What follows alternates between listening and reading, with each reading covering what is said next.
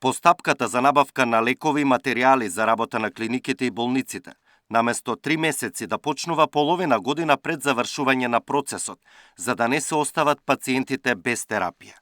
Ова ќе се решава со законски измени, бидејќи не само на онкологија, туку и во други установи, поради административни пречки се пролонгира и испораката на лековите. Затоа еден од законите во овие 12 закони што ги менуваме, ги адаптираме, едно од прашањата кои што ќе го решиме е буквално ова.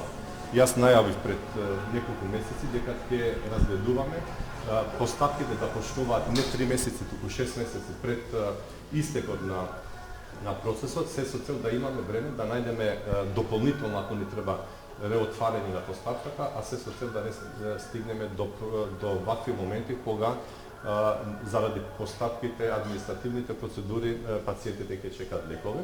Според Сдруженијето Хема-онко, од време на време на онкологија повторно снемува 2 лека кои се користат како хемотерапија за повеќе видови рак.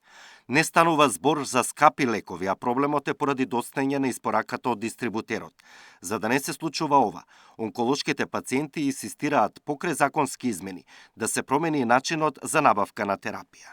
Уште поголем проблем е што, да речеме, Министерството или пак самата клиника, па ниту фондот, немаат право самите да побараат одредена количина на тој лек кој што ете недостасува, што значи повторно се враќаме на промена на правилникот и на законот за набавка на лек. За недостигот пак на тумор маркери на онкологија, Министерот за здравство изјави дека истите ги има на биохемија и во други клиники, и таму може да ги направат пациентите.